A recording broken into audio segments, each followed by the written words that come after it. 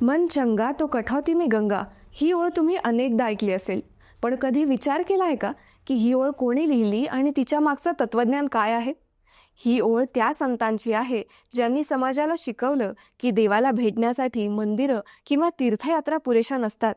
मन शुद्ध असणं हेच सर्वात महत्त्वाचं आहे. हे महान विचार देणारे संत म्हणजे संत रविदास. नमस्कार मंडळी. ऐका हो ऐका या आपल्या खास मराठी पॉडकास्टमध्ये तुमचं मनःपूर्वक स्वागत आहे. आज संत रविदासांच्या जयंतीनिमित्त आपण त्यांच्या जीवनातील काही अद्भुत अनुभव आणि गुरूंबद्दल जाणून घेणार आहोत. सर्वप्रथम आमच्या टीमकडून त्यांना मनःपूर्वक विनम्र अभिवादन.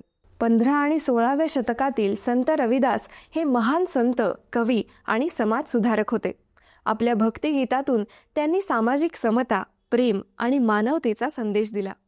जात, धर्म, लिंग यांचे भेद विसरून सर्वांना एकत्र आणण्याचा त्यांनी प्रयत्न केला आणि भक्ती मानवतेचा सुंदर संगम घडवला. संत रविदासांचा जन्म वाराणसी जवळील सर गोवर्धन इथे झाला. त्यांच्या आईचे नाव कलसी आणि वडिलांचे नाव संतोखदास असे होते. त्यांचे पालक चामड्याचं काम करीत असत आणि त्या काळी हा समाज अस्पृश्य मानला जात असे. मात्र लहानपणापासूनच संत रविदास साधू संतांच्या सहवासात वाढले. गंगेच्या किनाऱ्यावर भक्ती साधना करत त्यांनी जीवनाचं गूढ समजून घेतलं. संत रविदासांनी लहानपणापासूनच ईश्वर भक्तीचा मार्ग स्वीकारला आणि सामाजिक असमानतेविरुद्ध ठामपणे उभे राहिले. त्यांनी जातपात, वर्णभेद आणि अन्याय यांना स्पष्ट विरोध केला. त्यांच्या कवितांमध्ये भक्ती, प्रेम आणि समानतेचा सुगंध आढळतो. मन चंगा तो कठौती में गंगा हा त्यांचा सुप्रसिद्ध विचार आजही समाजात स्मरणात आहे. त्यांचा संदेश असा: मन शुद्ध असेल तर कोणत्याही ठिकाणी गंगा स्नानासारखी पवित्रता अनुभवता येते. आता मुख्य प्रश्न, संत रविदास यांचे गुरु कोण होते? इतिहासात आणि परंपरेत याबाबत 2 प्रमुख मतप्रवाह दिसतात. अनेक विद्वानांच्या मते संत रविदास हे वैष्णव संप्रदायातील महान संत स्वामी रामानंद यांचे शिष्य होते. स्वामी रामानंद जात, धर्म किंवा सामाजिक भेद विसरून भक्ती आणि समतेचा मार्ग शिकवायचे.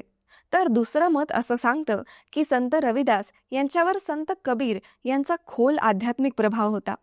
काही कथांनुसार संत कबीरांनी त्यांना खऱ्या भक्तीचा मार्ग दाखवला, तर स्वामी रामानंदांनी औपचारिकरित्या शिष्य म्हणून स्वीकारून मार्गदर्शन केलं.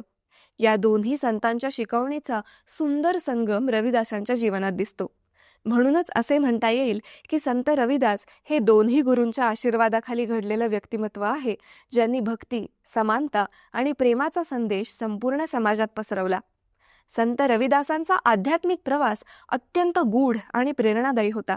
त्यांनी गुरु रामानंदांच्या शिकवणीखाली आत्मज्ञान प्राप्त केलं आणि त्यानंतर स्वतःच्या कवितांद्वारे समाजाला जागरूक केलं. त्यांनी आपल्या अभंगांमधून आणि पदांमधून निर्गुण ब्रह्माची उपासना केली, म्हणजेच ईश्वराला निराकार, निर्गुण आणि सर्वव्यापी मानलं.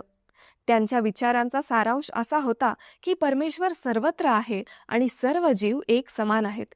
त्यांनी बेगमपुरा नावाचं एक काल्पनिक समाजराज्य आपल्या कवितेत मांडलं, एक असं ठिकाण जिथे दुःख, गरिबी आणि अन्याय नसतो. ही कल्पना त्यांच्या सामाजिक आणि आध्यात्मिक दृष्टिकोनाचं प्रतीक आहे. संत रविदासांचा प्रवासही खूप उल्लेखनीय होता. उत्तर प्रदेश, राजस्थान, महाराष्ट्र, गुजरात आणि हिमालय परिसरात भ्रमण करत असताना त्यांनी जातीभेद नष्ट करण्याचा आणि समाजातील प्रत्येक व्यक्तीला आध्यात्मिक स्वातंत्र्य देण्याचा संदेश दिला. त्यांच्या रचनांद्वारे त्यांनी दाखवलं की भक्तीचा मार्ग सर्वांसाठी खुला आहे, मग ती व्यक्ती कोणत्याही जाती धर्माची असो. श्री गुरु ग्रंथ साहिब या शीख धर्मग्रंथात संत रविदास यांच्या काही रचना समाविष्ट आहेत, ज्यातून त्यांच्या विचारांना धर्मसाहित्यिक मान्यता मिळाली. त्यांच्या भक्तिगीतांमध्ये भक्ती, वैराग्य, समानता आणि प्रेम यांचा सुंदर संगम दिसतो. संत रविदासांच्या जीवनातील अनेक कथा आजही लोककथांमध्ये जिवंत आहेत. बनारसच्या परिसरात असे सांगितले जाते की त्यांच्या प्रभावाने समाजात चमत्कार घडले आणि लोकांच्या आयुष्यात शांती व प्रेम फुलले. काही परंपरांनुसार त्यांनी आपले शेवटचे दिवस बनारसमध्येच घालवले आणि 126 वर्षांच्या वयात त्यांचे नैसर्गिक निधन झाले. तर काही मतांनुसार ते जगातून अदृश्य झाले आणि फक्त त्यांच्या पावलांचे ठसे राहिले. संत रविदास जयंती दरवर्षी माघ महिन्यातील पौर्णिमेला साजरी केली जाते. वाराणसीत मिरवणुका, कीर्तन आणि प्रवचनांचे आयोजन केले जाते. या दिवशी भक्त समानता आणि भक्तीचा संदेश पसरवतात. आजच्या काळातही त्यांचे विचार तितकेच महत्त्वाचे आहेत. तर मंडळी, आजच्या पुरतं एवढंच. आम्हाला आशा आहे की तुम्हाला आमचा हा पॉडकास्ट अवश्य आवडला असेल. आवडला असल्यास लाईक व शेअर करायला विसरू नका व खाली असलेल्या कमेंट बॉक्समध्ये आपले विचार व मत मांडण्यास अजिबात संकोच करू नका.